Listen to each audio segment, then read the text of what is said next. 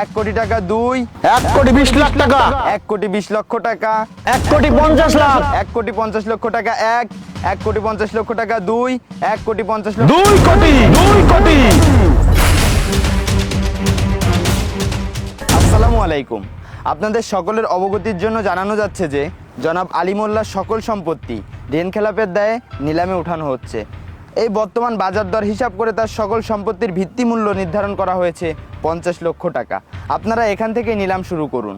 60 লাখ, 60 লক্ষ টাকা, 60 লক্ষ টাকা, 60 লক্ষ টাকা 1, 60 লক্ষ টাকা 2, 70 লাখ টাকা, 70 লাখ টাকা, 70 লাখ টাকা, 70 লাখ টাকা, 70 লাখ টাকা 1, 70 লাখ টাকা 2, 75 লাখ টাকা, 75 লাখ টাকা, 75 লাখ টাকা, 75 লাখ টাকা, 75 লাখ টাকা, 75 লাখ টাকা 1, 75 লাখ টাকা 2, 90 লাখ টাকা, 90 লক্ষ টাকা, 90 লক্ষ টাকা, 90 লক্ষ টাকা, 90 লক্ষ টাকা 1, 90 লক্ষ টাকা 2, 1 কোটি, 1 কোটি, 1 কোটি, 1 কোটি, 1 কোটি টাকা, 1 কোটি টাকা, 1 কোটি টাকা 1, 1 কোটি টাকা 2, 1 কোটি 20 লাখ টাকা, 1 কোটি 20 লক্ষ টাকা, 1 কোটি 20 লক্ষ টাকা 1, 1 কোটি 20 লক্ষ টাকা 2, 1 কোটি 50 লাখ, 1 কোটি 50 লক্ষ টাকা, 1 কোটি 50 লক্ষ টাকা, 1 কোটি 50 লক্ষ টাকা 1, 1 কোটি 50 লক্ষ টাকা 2, 1 কোটি 50 লক্ষ 2 কোটি, 2 কোটি।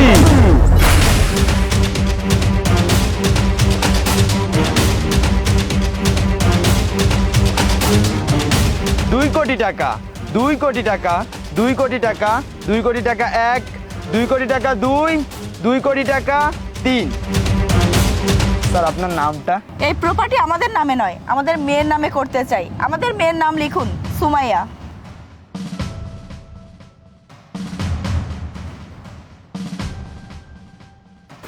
আজ থেকে আলী মোল্লার এই সকল সম্পত্তির মালিক সুমাইয়া।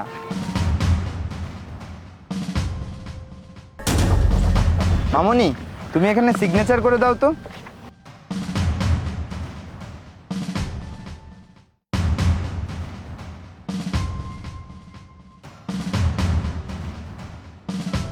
স্যার, আমাদের অফিসে চেক জমা দিয়ে আপনাদের সম্পত্তির সকল ডকুমেন্টস বুঝে নেবেন। আসি, আসসালামু আলাইকুম। ওয়ালাইকুম আসসালাম। চলো। বাবা কামরুল, শ্রুতি, তোমরা এখানে? হ্যাঁ আমরা। কি অবাক হচ্ছ? অবাক হবারই কথা। তোমরা কি ভেবেছিলে আমরা সারা জীবন গরিব থাকবো? কিন্তু এই যে একটা কথা আছে না, যার কেউ নেই তার আল্লাহ আছে।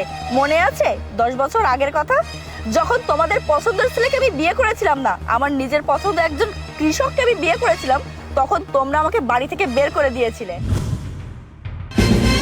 এই ছোট লোকের বাচ্চা, তোর সাহস হয় কি করে? তুই আমাদের সাথে খেতে বসেছিস কেন? হট! এটা কেমন কথা? তোমরা সবাই এখানে বসে খাচ্ছ, আমার ক্ষুধা লেগেছে, তাই ভাবলাম আমি এখানে বসে খেয়ে নিই। এই কৃষক, এটা কি তোর খাওয়ার জায়গা হলো নাকি? যা ওই ফ্লোরে গিয়ে বসে খা। আরে মা, তুমি কাকে কি বলছো? ওদের মতো গরিব ছোট লোকদের কি লজ্জা শরম আছে নাকি? লজ্জা শরম থাকলে কি আমাদের সাথে খেতে বসতে চাইতো? এসব কি হচ্ছে আমি তো কিছুই বুঝতে পারছি না। সেও তো এবারই জামাই, সে যদি এই টেবিলে বসে ভাত খায় তাহলে তোমাদের কি সমস্যা হচ্ছে? এরা যা বলেছে কমই বলেছে। তোকে এত করে বললাম এই কৃষক ছেলেকে তুই বিয়ে করিস না, শুনলি আমাদের কথা? আমরা চেয়েছিলাম যে একটা কোটিপতির ছেলে দেখে তোকে বিয়ে করিয়ে দেবো, আমাদের কথা তো তোর কানে গেল না, এখন এদের কথা খুব লাগছে, তাই না? বাবা, আমি একজন গরিব ছেলেকে বিয়ে করেছি, তার জন্য সে শ্বশুর বাড়িতে কোনো সম্মান পাবে না, এটা কেমন কথা? সম্মানের কথা বলছিস? তোর জামাইয়ের দিকে তাকিয়ে দেখ আর আমার ছোট জামাইয়ের দিকে তাকিয়ে দেখ, কোন দিক থেকে সে সম্মান পাওয়ার যোগ্য বল? ছোট লোক কোথাকার, বাড়িতে ঢুকতে দিয়েছি এটাই যথেষ্ট। মা, তুমি একদম ঠিক কথা বলেছো। আরে এই, তোর জামাইকে সম্মান দিতে হবে কিসের জন্য? তোর জামাই এমন কি করে? আমার জামাইকে দেখ, সে অনেক বড় কোম্পানিতে জব করে, টাকা পয়সা বাড়ি গাড়ি কোনো কিছুর অভাব নেই। আর তোর জামাই সামান্য একটা কামলা। হ্যাঁ, তাকে আবার সম্মান দিয়ে কথা বলতে হবে। আরে বোন, এভাবে কেন কথা বলছো? একটা মানুষের সাথে কেউ এভাবে কথা বলে নাকি? টাকা পয়সা আজকে নেই, কালকে হবে, তাতে কি হয়েছে? আচ্ছা ঠিক আছে, মানলাম যে তোমার হাজব্যান্ডের অনেক টাকা পয়সা আছে, আমিও তো একটা কৃষি প্রজেক্ট করছি, আল্লাহ যদি মুখ তুলে তাকায় তাহলে খুব তাড়াতাড়ি আমিও সেখান থেকে অনেক টাকার মালিক হতে পারবো। দিনের বেলায় ঘুমিয়ে ঘুমিয়ে স্বপ্ন দেখিস, কৃষি কাজ করে লাখ টাকার মালিক হবি। তোদের এত করে বলেছিস যে তোর মতো ছোট লোক আমার বাড়িতে আসবি না, তারপরেও তোরা কেন আসিস? বাবা, ওরা এখানে কেন এসেছে আপনি বুঝতে পারছেন না? আরে আমরা এসেছি এই কথা শুনেই তো ওরা এখানে চলে এসেছে, কারণ ওরা তো বাড়িতে ভালো মন্দ কিছু খেতে পারে না। ওরা জানতে পেরেছে যে এই বাড়িতে আজ ভালো মন্দ রান্না হবে, এই জন্য তো ছোট লোকের মতো চলে এসেছে। কি একটা মানুষ, ভেতরে কোনো লজ্জাবোধ বলে কিছু নেই, ছোট লোক কোথাকার। আলামিন চুপ করো, তুমি এত কথা কেন বলছো? 2-1 টাকার মুখ দেখে বেশি বেশি কথা বলছো না। আমার হাজবেন্ড বড় লোক হোক বা গরিব হোক তাতে তোমার সমস্যা কি? এখানে আমরা পারিবারিকভাবে কথা বলছি, তার ভিতরে তুমি কেন কথা বলছো? তুমি যদি আর একটি কথা বলো তাহলে কিন্তু ভালো হবে না। দেখেছো মা, তোমার বড় মেয়ে কিন্তু আমার জামাইকে রীতিমতো অপমান করলো। আরে যাদের 1 টাকা ইনকাম করার মরদ নেই তাদের এত বড় বড় কথা আসে কোত্থেকে? আজকে আপনারা সবাই উপস্থিত থাকা অবস্থায় বড় আপু আমাকে এতগুলো কথা বললো, আমাকে জানা তাই বলে অপমান করলো, আপনারা কোনো বিচার করলেন না। আমি এটা মেনে নিতে পারছি না, সো আমি এই বাড়িতে থাকতেও পারছি না। এনিলা চলো। দাঁড়াও বাবাজি, তুমি কোথায় যাবে? যেতে হয় এই গরিব ফকিরনিরা যাবে। এই শ্রুতি, তোর এত বড় সাহস যে তুই আমার কোটিপতি জামাইকে অপমান করিস? তোরা এই মুহূর্তে এই বাড়ি থেকে বেরিয়ে যাবি, আর যদি না যাস গেটি ধাক্কা দিয়ে এই বাড়ি থেকে বের করে দেবো। মা, বাবা এসব কি বলছে? আমি এবারের বড় সন্তান, এখানে আমার হাজবেন্ডকে রীতিমতো অপমান করা হচ্ছে, আর আমি তার পক্ষ নিয়ে কোনো কথা বললেই দোষ। তুমি কিছু বলছো না কেন বাবাকে? আমি আর কি বলবো, কথা বলার মতো মুখ রেখেছিস নাকি? বিয়ে করেছিস ভালো কথা, বললাম ডিভোর্স করে দে, ভালো বড় লোক দেখে একটা বিয়ে করিয়ে দিই। তা না, আমাদের কোনো কথা শুনবি না। এই ছেলের মধ্যে যে তুই কি দেখেছিস বুঝি না। তুই যখন আমাদের কথা শুনিসনি তখন তোর কথাও শোনা হবে না। তোর বাবা যেটা বলবে সেটাই হবে। তোদের এই বাড়িতে থাকা হবে না, তোরা এই মুহূর্তে এই বাড়ি থেকে চলে যাবি। তোদের মুখও যেন আমরা না দেখি। থাক মা, এভাবে বলবেন না। ঠিক আছে, আমরা এই বাড়ি থেকে চলে যাচ্ছি। এই বাড়িতে আর আমরা কোনোদিনই আসবো না। যদি না খেতে পেয়ে মারাও যায় তবুও আসবো না। শ্রুতি চলো।